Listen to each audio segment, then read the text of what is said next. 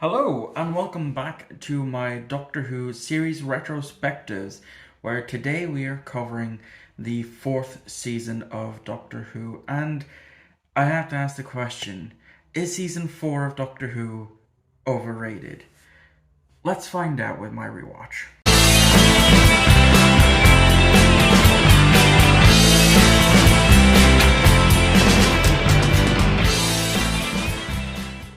When I tell you this video took a while for me to get through, just to rewatch season 4 is an understatement. Now, I've been mentioning this for in January and February, because that's when I was, trying to rewatch the fourth season of the show legally.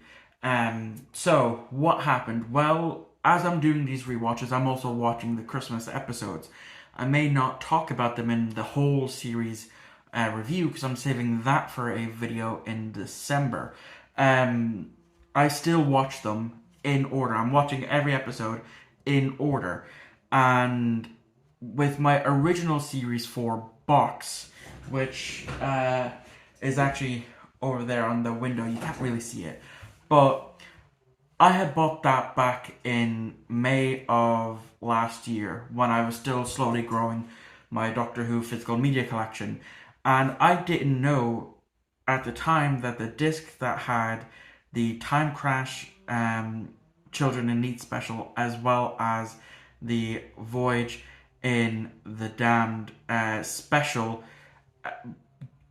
had disc rot on it. They sold it to me with disc rot.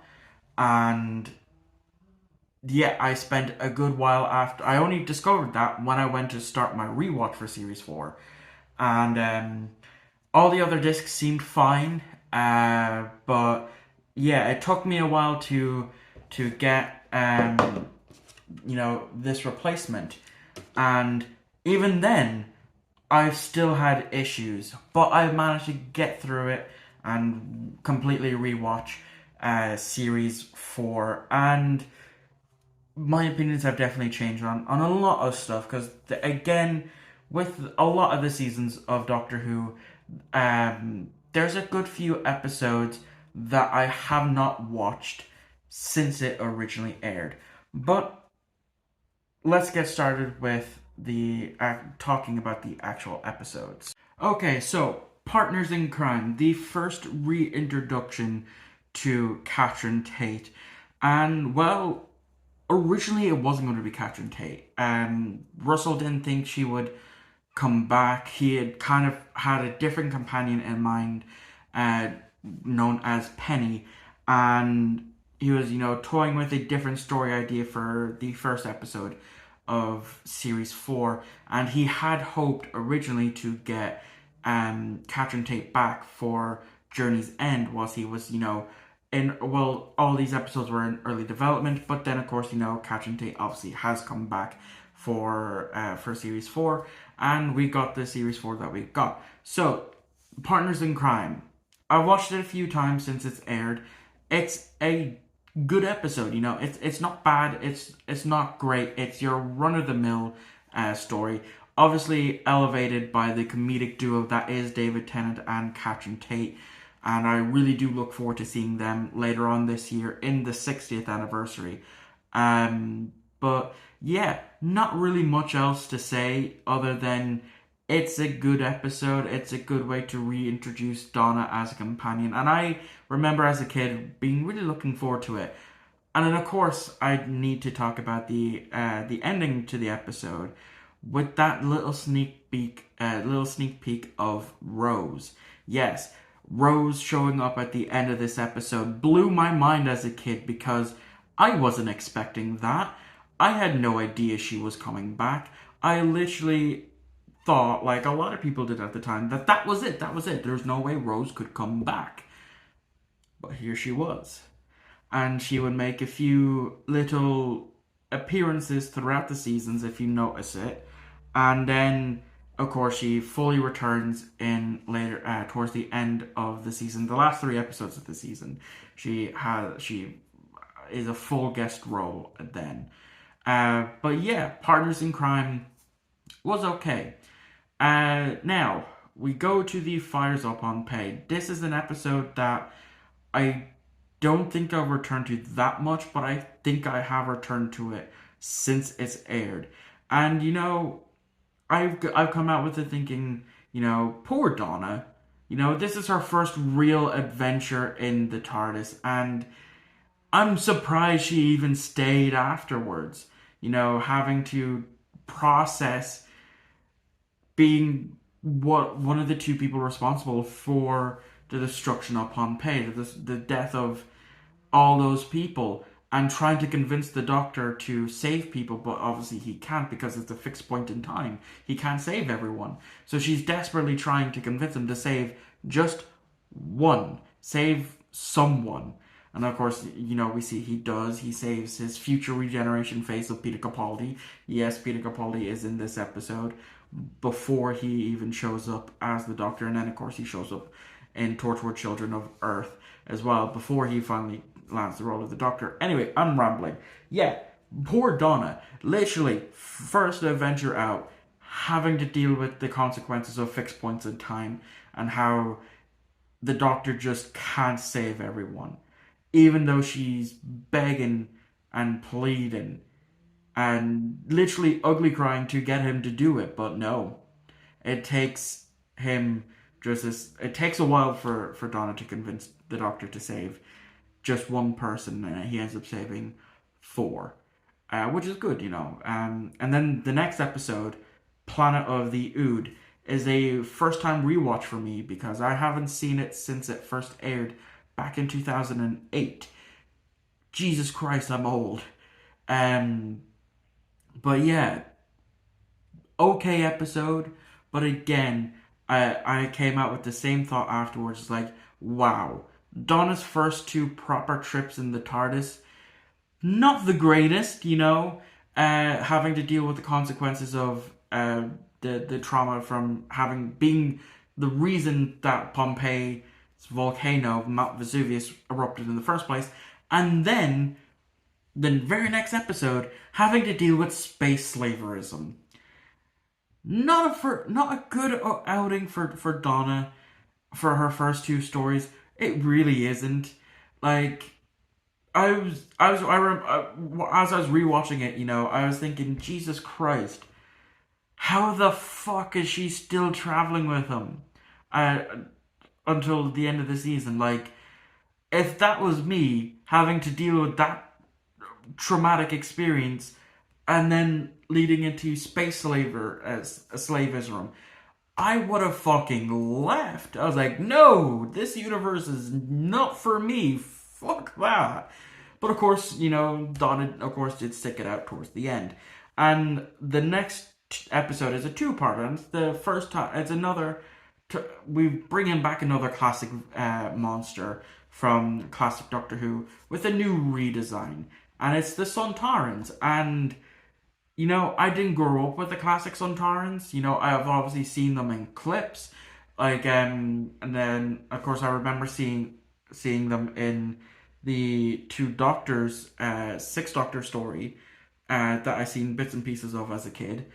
But this was my first proper introduction to the Sontarans, and I like the redesign. I love the fact that, in Flux, that they went to the classic design of the Sontarans. But I still like this design of the Sontarans, having them being a little bit more shorter than the classic and Flux counterparts. But yeah, so the story has Martha Jones in it, yes. Not long after her departure, she comes back for 3 whole episodes, not including the last 2 of this story, of this season. And she was alright. She was okay. Like, it's the same well, how should I best describe it? The Martha's character definitely has changed from the Last of the Time Lords to this 2-parter. She definitely feels more like the Martha that traveled the Earth for a year, the year that never was. From the end of the um, the sound of drums to the Last of the Time Lords. She feels more like that. She feels like the version of Martha that we never got to see from that year that never was. And yeah, it's great. It's like I love Freema Agyeman. I've definitely changed my opinions on Martha as a companion.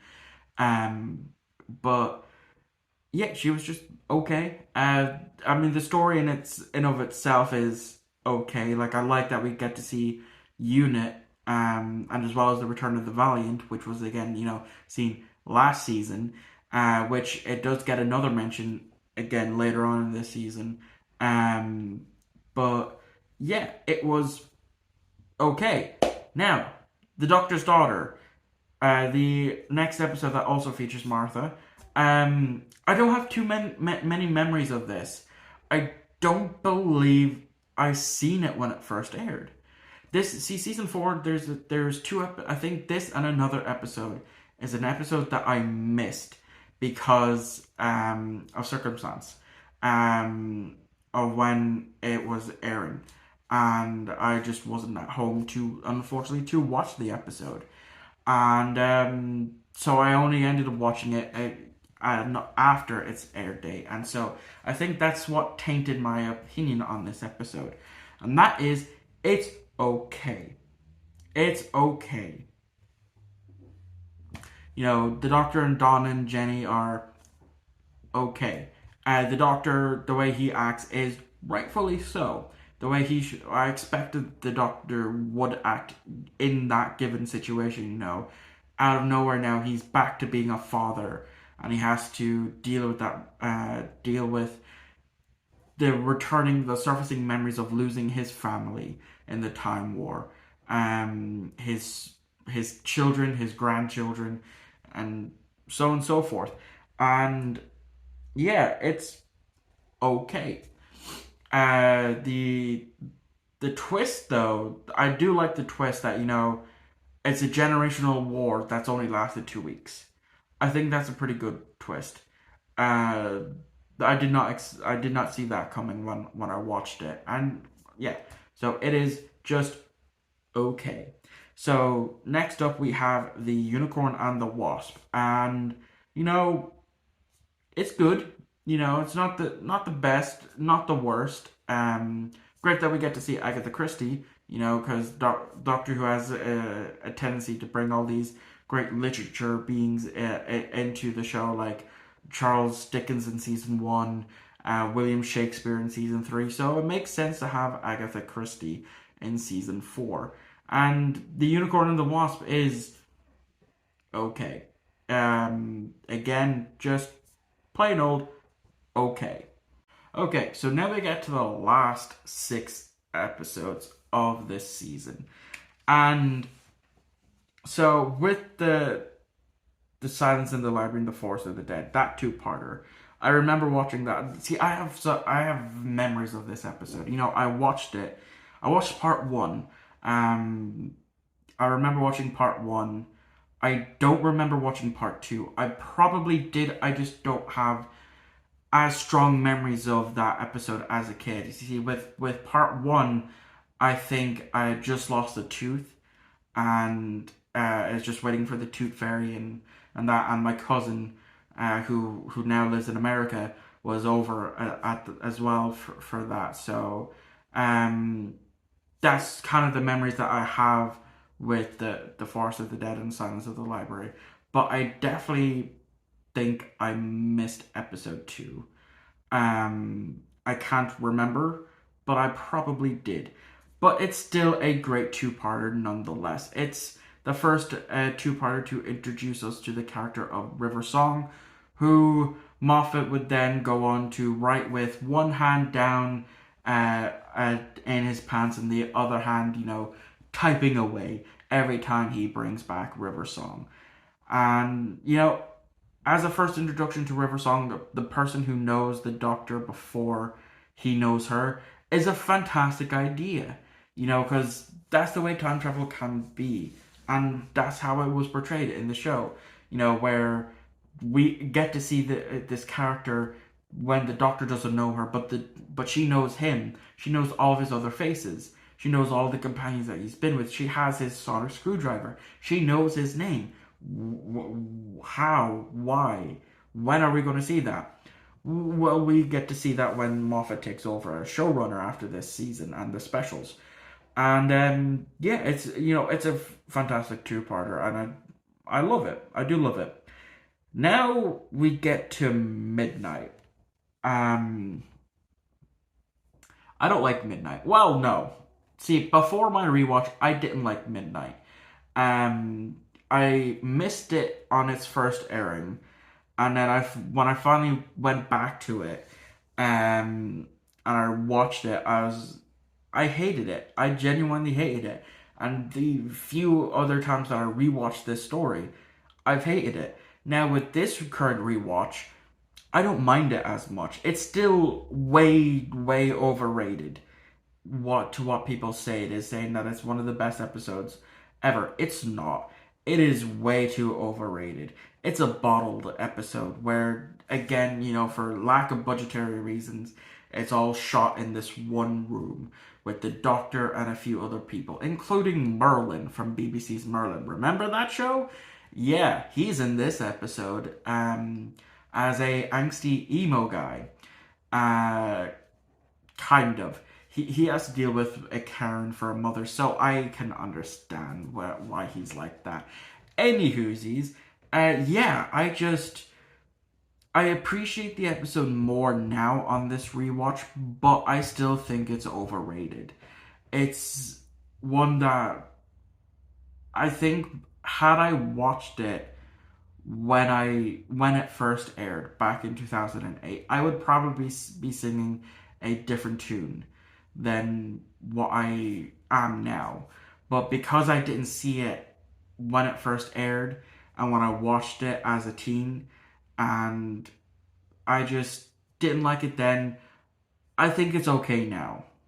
I definitely think the next episode, Turn Left, is a far superior episode to this, with one glaring issue with that episode. So, let's talk about Turn Left now. So, Turn Left is by far my favorite episode of Season 4. I think it's a fantastic episode, getting to see a massive what-if theory of what if Donna wasn't there to stop the Doctor. And we get to see that. Essentially get to see the ramifications of that. The Doctor dies. Sarah Jane, Luke, Clyde, and Maria die. Martha dies. The Yonto and Gwen die. Jack is sent off to the Sontaran homeworld. And yeah, essentially everyone that the Doctor knows and loves dies after he does, because there's no one really there to save, to do all these things, to save these people. But I noticed a glaring issue with this episode, and that is, without Donna being there to have those particles in her that resonates with the TARDIS, that flings her to the TARDIS, how does the Doctor get involved? The whole reason why the Doctor got involved with fighting the Rachnos in the first place is because of Donna being there. Without Donna being there, how does the Doctor end up fighting the Rachnos? But it has also other ramifications as well. When they go to shoot down the alien star, originally in The Runaway Bride, it's mentioned of Saxon. Harold Saxon says, shoot it down. And then we see it being shot down. But in Turn Left, because Donna never met the Doctor never went back in time to then, go forward in time to end up meeting the Master, and for him to then travel back in time to become the Prime Minister. So that all never happens because Donna never met the Doctor. And it's also now where we get to see Rose fully in this episode. We get to fully see her. And the way her character has somewhat shifted since the, season 2, where she was all over the Doctor, and, all of this and that made me not like her character. Whole 180 in this episode. And again, it's a whole nother 180 in the next 2 episodes. And yeah, so Turn Left to me is way better than Midnight. And it's my personal favorite out of the 13 episodes of season 4. So let's get talking about the last 2 episodes. Stolen Earth and The Journey's End. Doctor Who's Infinity War and Endgame before Infinity War and Endgame was a movie. Now this is what the past 3-4 years of the show has been, since 2005 to 2008, the past 4 seasons have been building up to this, including the spin-offs. It brings them in, the Sarah Jane Adventures and Torchwood. With Sarah Jane Adventures, I'd say it'd be in between seasons 1 and season 2 before Maria left. And with Torchwood, it's just after season 2, but before Children of Earth. Obviously. So, yeah. The Stolen Earth essentially is the Infinity War of Doctor Who, where it's building everything up. Earth gets stolen as well as 27 other planets throughout all the time and space. The Doctor's trying to figure it out, but then on Earth, where they end up, it turns out it's none other than the Daleks. Yes, the Daleks are back, and Dalek Khan is as well, because he broke into the Time Ward that was time locked and yanked Davros out and saved Davros from the jaws of the Nightmare Child. So, yeah, now there's this big massive Dalek army, and they want to detonate a reality bomb to kill everything. So that way they're the only beings in existence. And so we get to see what Martha's up to. She's in New York. We get to hear about this Project Indigo, which is a teleport. We also hear about an Austin Hargan key, which that gets paid off in the next episode. And then she's out of commission for a good while. And then we see Torchwood with Yonto and Gwen. See them dealing with that. And then we cut to Bannerman Road with Sarah, Jane, and Luke. And then we cut to, Rose landing on Earth in this time, and then meeting up with Donna's family. And then we get to see former Prime Minister Harriet Jones, and how she has created the Subwave network in order for this eventual thing. And so she falls. And then it ends with the Doctor finally coming in to it all. He sees Rose. They're running towards each other. And I remember distinctly with this episode, my mother saying, "Just throw the gun, you idiot," in relation to Rose. Because as she's running towards the Doctor, she's still holding her gun. She hasn't thrown it. And then, of course, the big thing that happened in this episode, the thing that I was shocked about, and basically everyone was shocked about, the Doctor gets shot by a Dalek, and they carry him back into the TARDIS, and he starts to regenerate. And this had, for an entire week, everyone in a buzz, thinking, is he going to regenerate? Who's going to be the new Doctor? Is David Tennant leaving Doctor Who? All got answered in Journey's End. No. The Doctor wastes one of his 13 lives. We're not counting the Timeless Child in this. I'm convinced that the Time Lords put the 13 regeneration limit onto the Doctor. Somehow they managed to find out a way to do that. Anyway, not talking about the Timeless Child. Back to Journey's End. This episode, my God, these 2 episodes are still one of the best Dalek stories out there. Like, it's tied, to me, it's tied with the 2005 Dalek story. It's that good. We get to, the Doctor sees what he's become. He might go through like preaching. He doesn't do violence and all that, but he forges his companions into these weapons. With Martha thinking of using the Osterhagen key that will detonate nukes on Earth and destroy it. with Sarah Jane Smith, with the Warp Star. And it's just, in the end, yeah. And then we get to see the Meta-Crisis Doctor, who is half human, half Time Lord. Still wondering how the Timeless Child is going to explain him. Again, sorry, I'm not talking about the Timeless Child. Back to this. So yeah, the TARDIS, which we assumed was destroyed in part 1, obviously it's not, because we got to see that. In this episode, not in part 1. Comes back with Donna and the Meta-Crisis Doctor, in a new suit, by the way. They then, he gets electric shocked by Davros, so does Donna. But that's where Davros made his mistake. You see, when Donna was touching the Doctor's handy spare hand, the regeneration energy went into her. It's a two-way metabolic time thingamajig. And so she's now has the Doctor's brain, essentially everything the Doctor knows, inside her head. And so she uses that to her advantage, and saves the day.